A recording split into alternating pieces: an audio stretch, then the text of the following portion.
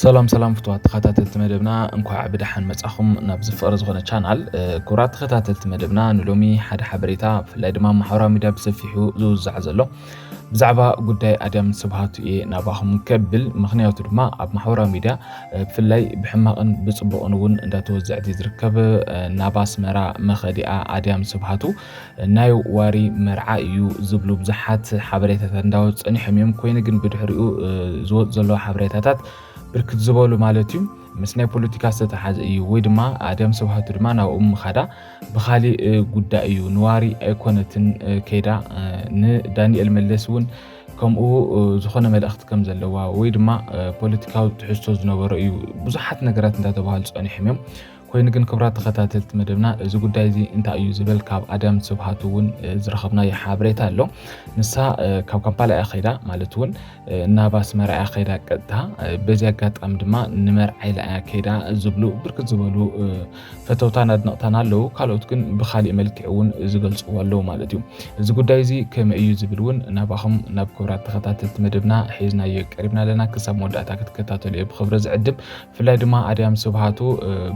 ሒዛ ማለት ብዛዕባ ጉዳይ ዳንኤል መለስ እውን መልሲ ሂባላ ከምኡ ድማ ብፍላይ ኣብቲ መርዓ ዝነበረ ጽቡቕ ነገርን ከምኡ እውን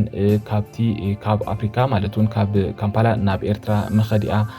ኩሉ ነገራት እውን ብግልጺ ዝርዝራት ሂባትና ኣላ። እዚ ጉዳይ እዚ ድማ ናባኹም ክነብሎ ኢና ክብራት ተኸታተልቲ መደብ ክሳብ ሽዑ ሰናይ ጻንሒት ሰናይ ምክታል። ቅድሚ ግን ቻናልና ሓደሽቲ ዝኾንኩም ሰብስክራይብ ምግባር ቤተሰብና ይኹኑ ከምኡ ድማ ላይክ ኮሜንት ሼር ምግባር እውን ኣይትረስዑ ናብ ካልእ ንክባጻሕ ሼር ኣይትዘንግዑ። ብፍላይ እዚ ማለት እውን ኣብ ማሕበራዊ ሚድያ ብሰፊሑ ዝውዛዕ ዘሎ ብዛዕባ ጉዳይ ኣድያም ስብሃቱ እውን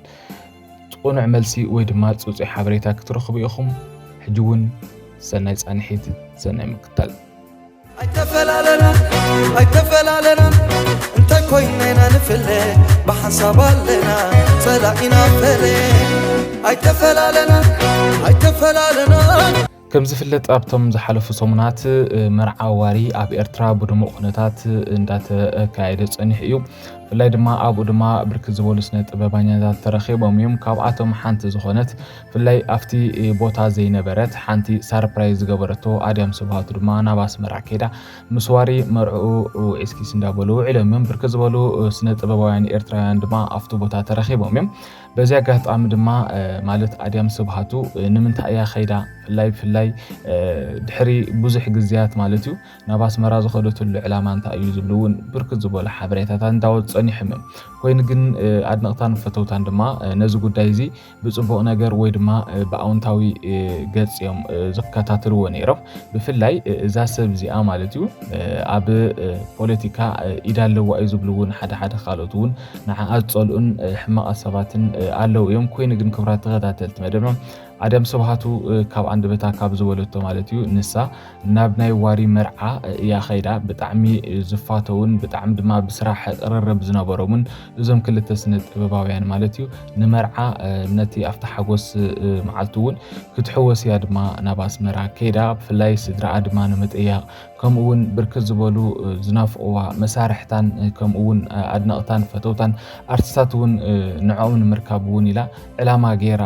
ከም ዝኸደት እዩ። በዚ እቲ ምኽንያታዊ ግን ንመርዓ ናይ ዋሪ መርዓ ኢላ ከም ዝኸደት እዩ ድማ ዝረኸብናዮ ሓበሬታ ዘረጋግጽ። ብፍላይ ንሳ ኣብ ኣስመራ ብዙሕ በፂሓላ ማለት እውን ካብ ኣስመራ ካብ ትወፅእ ብዙሕ ዓመታት እያ ገይራ ብድሕሪ ብዙሕ ዓመታት እያ ድማ ካብ ካምፓላ ናብ ኤርትራ ብቀጥታ ከይዳ ማለት እዩ። ኮይኑ ግን እቲ ኣብ ማሕበራዊ ሚድያ ብሰፊሑ ዝውዛዕ ዘሎ ምስ ናይ ፖለቲካ ኢዳ ኣለዋ እዩ ኣብዚ ዝሰርሖ ትሽቅጦ ነበረት ናይ ፖለቲካ ሸቐጣት ንክትረክብ ማለት እውን ንዑ ክተብፅሓ ድማ ከይዳ ገለ ዝብሉ እዚ ካብ ሓቂ ዝረሓቐ ከም ዝኾነ ድማ ክንሕብረልኩም ንፈቲ። ኣድያም ስብሃቱ ስነ ጥበባዊት እያ። ብስነ ጥበብ ድማ ብዙሕ ስራሕታት ሰሪሓ እያ። ኮይኑ ግን እቲ ንዓኣ ማለት እውን ኣሉታዊ ጎንታት እንዳጠቐሱ ድማ ዘይኮነን ሽማሽም እንዳለገቡላ እዮም ዝርከብ ዘለዉ። ንሳ ከም ዝበለቶ እንተኾይኑ ግን ኣነ ናብ ናይ ዋሪ ወይ ድማ ናብ ናይ ብጣዕሚ ዝፈትዎን ዘድንቆን ስነ ጥበበኛ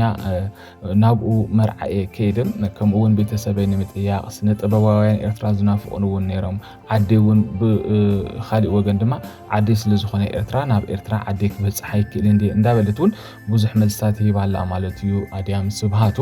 ስለዚ ኣድያም ስብሃቱ ኣብቲ ሕዚ እዋን ኣብ ኤርትራ ኣብ ጽቡቕ ኩነታት ብፍላይ ምስ ተፈላለዩ ብዛዕባ ናይ ዳንኤል መለስ እውን ከመይ ዓይነት ኩነታት ከም ዘለዎ እያ ተዛሪባ ዘላ ኣብ ጽቡቕ ኩነታት እዩ ዘሎ ንሱ ጥራሕ ደቁን ማለት እውን ሰበይቱን ናፊቆ ከም ዘሎ እያ ድማ ገሊፃ ዘላ ዳንኤል መለስ ከም ዝፍለጥ ኣብቶም ዝሓለፉ ኣዋርሓት ማለት እዩ ካብ ኢትዮጵያ ናብ ኤርትራ ተጠሪዙ ከም ዝኸደ ይፍለጥ እዩ ኮይኑ ግን እዚ ጉዳይ እዚ ክሳብ ሕዚ ማዕልቦ ኣይረኸበን ነይሩ ዳንኤል መለስ ተኣሲሩ ዳንኤል መለስ ከምዚ ኮይኑ ናብ ሳዋ ኣትዩ ገለገለ እንዳተባሃለ ብዙሕ ነገራት ይውጋዕ ነይሩ ኮይኑ ግን ዳንኤል መለስ ኣብ ኤርትራ ኣብ ጽቡቕ ኩነታት ከም ዘሎን ኖርማል ሂወቱ ይመርሕ ከም ዘሎን ግን ድማ ኣብ ኢትዮጵያ ዘላ ካፒታል ትበሃል ሰበይቱ ማለት እዩ ንሳ ጥራሕ ምስ ጓላ ወይ ድማ ምስ